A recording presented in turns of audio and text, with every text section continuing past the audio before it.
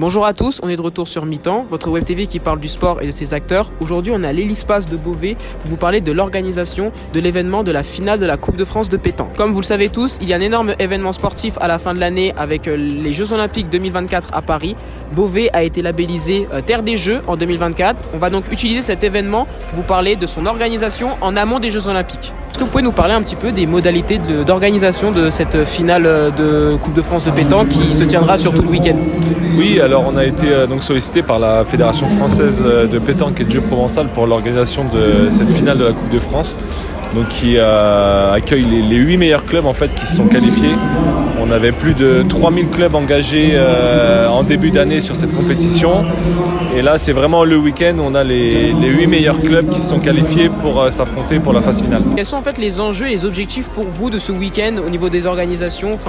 Qu'est-ce que vous voulez tirer en fait de ça pour la suite? Faire découvrir la pétanque, c'est pour mettre en valeur un peu ce sport qui est un sport très populaire et pratiqué vraiment par beaucoup de monde, si ce n'est tous. C'est une belle visibilité pour la ville de Beauvais parce que ce sont des clubs qui viennent des meilleurs clubs de France.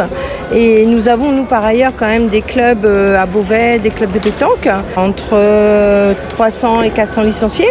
Donc c'est aussi un petit peu aussi pour les mettre en avant parce qu'ils sont là, ils nous ont aidés dans l'organisation.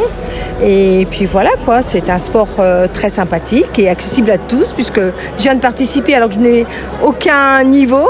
Mais voilà, je me suis lancée pour la pétanque pour le club partenaire et puis voilà, c'est parfait. Beauvais a été labellisé Terre des Jeux 2024. Est-ce que vous pensez que la ville sera prête en fait pour accueillir cet événement et elle sera prête pour les JO dans quelques mois? Alors Beauvais est une ville très sportive, donc je dirais qu'avant même l'annonce des Jeux Olympiques, on était prêt pour ce type d'événement. C'est vrai qu'on est à 1 heure de Paris et je pense qu'on a beaucoup d'équipements qui permettent d'accueillir, comme c'est le cas d'ailleurs, des équipes pour se préparer. Et puis pourquoi pas, on aurait pu accueillir du cyclisme par exemple, on aurait pu accueillir plein de choses à Beauvais, on a un territoire très riche.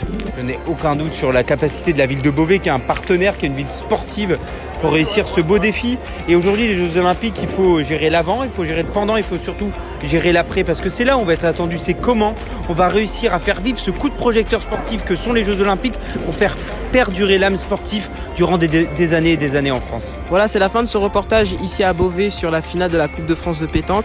Merci à tous de nous avoir suivis. Retrouvez-nous sur Instagram, Mi-temps 2023 et sur YouTube, Mi-temps. On se retrouve la semaine prochaine pour de nouveaux épisodes. À très vite.